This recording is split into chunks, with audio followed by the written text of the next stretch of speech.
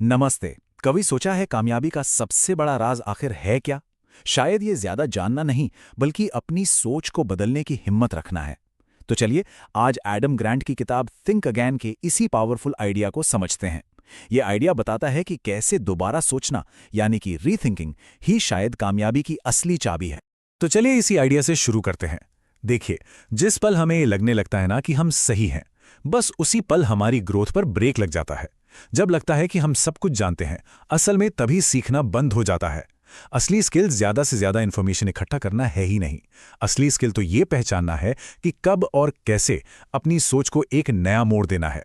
तो सबसे पहले बात करते हैं उस माइंडसेट की जो हमें अक्सर आगे बढ़ने से रोकता है।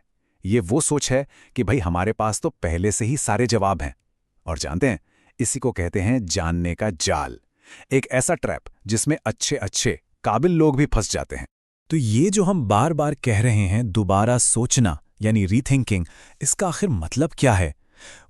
ये सिर्फ अपना मन बदलना नहीं है। नहीं, ये एक एक्टिव प्रोसेस है।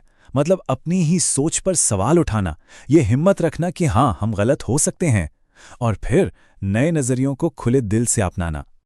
और किताब एक कमाल की बात बताती है कि असली कामयाबी मिलती है कॉन्फिडेंस और ह्यूमिलिटी यानी विनम्रता के बैलेंस से। देखिए, कॉन्फिडेंस हमें कहता है मैं ये कर सकता हूँ, ये हमें एक्शन लेने की पावर देता है।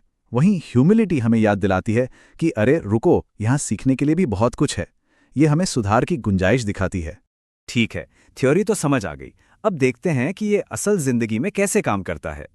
एक ऐसी कहानी सुनते हैं जो दिखाती है कि कैसे सिर्फ एक बार दोबारा सोचने की ताकत किसी की जिंदगी का पूरा नक्शा ही बदल सकती है।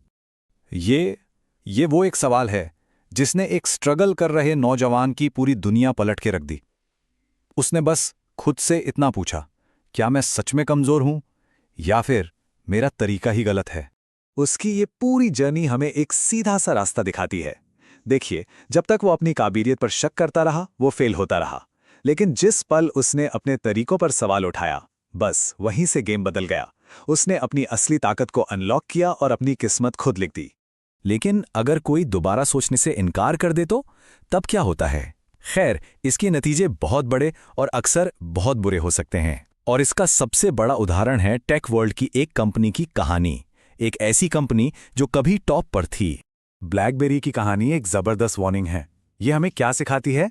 यही कि मार्केट में टॉप पर होना परमानेंट नहीं होता। परमानेंट होती है सीखने की और बदलते वक्त के साथ खुद को बदलने की आदत। वो आदत जो आपको हमेशा रेलेवेंट बनाए रखती है।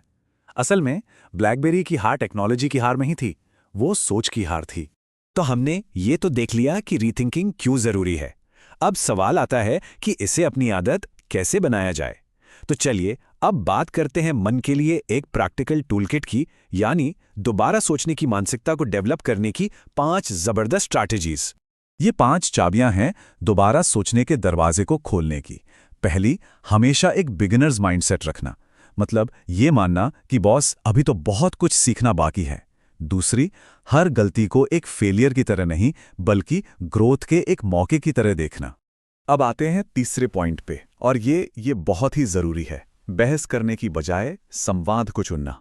देखिए, जब हम बहस करते हैं तो मकसद होता है जीतना, लेकिन जब हम संवाद करते हैं तो मकसद होता है समझना। और बस यही एक छोटा सा बदलाव पूरी बातचीत को लड़ाई से बदलकर सच की खोज बना देता है। और हाँ, ये सिर्फ किताबी बातें नहीं हैं। डेरिल डेविस की कहानी इसका जीता जागता सबूत है। उन्होंने नफरत से भरे लोगों से लड़ाई नहीं की, नहीं, उन्होंने उनसे दोस्ती की और फिर बातचीत के जरिए उन्हें उनकी ही सोच पर दोबारा सोचने में मदद की। कमाल है ना? और यहीं से हम आते हैं चौथे पॉइंट पर, सही सवाल पूछना। देखिए, हमें जैसे जवाब मिलते हैं वो इस बात पर डिपेंड करता है कि हम सवाल क्या पूछते हैं। मैं फेल क्यों हो रहा हूं, ये पूछने की बजाय अगर हम पूछें सफल होने के लिए मुझे कौन सी स्किल सीखने की जरूरत है, तो देखिए कैसे पूरा गेम ही बदल जाता है। सवाल बदलो, जवाब बदल जाएंगे। और आखिर में 5वां और सबसे जरूरी पॉइंट, अपनी पहचान को लचीला रखना। इसका मतलब क्या है? इसका मतलब है अपनी सोच को, अपनी राय को अपनी पहचान का हिस्सा मत बनने दीजिए। जब हम कहते हैं मैं तो ऐसा ही हूं, तो हम बदलाव के सारे दरवाजे बंद कर देते हैं। लेकिन जब हमारी पहचान हमारी सोच से जुड़ी नहीं होती, तो हम बिना डरे अपनी सोच बदल सकते हैं और ग्रो कर सकते हैं। तो इन सब बातों का निचोड़ क्या है? हमारी पर्सनल और प्रोफेशनल लाइफ के लिए इन सब का आखिर क्या मतलब है? चलिए इसे समझते हैं। आज की दुनिया जो इतनी तेजी से बदल रही है, उसमें सबसे कीमती चीज क्या है? कोई डिग्री, कोई खास नॉलेज? नहीं, सबसे कीमती चीज है एक ऐसा माइंडसेट।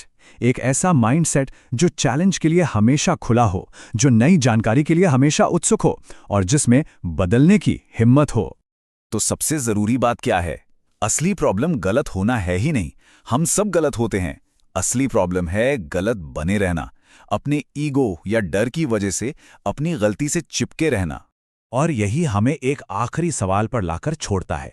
देखिए, दोबारा सोचना सिर्फ एक दिमागी कसरत नहीं है, ये खुद को फिर से बनाने का, खुद को री इन्वेंट करने का इंजन है। जो लोग दोबारा सोचते हैं वही खुद को नए सिरे से गढ़ते हैं। सवाल ये है कि क्या हम उनमें से एक बनना चाहेंगे?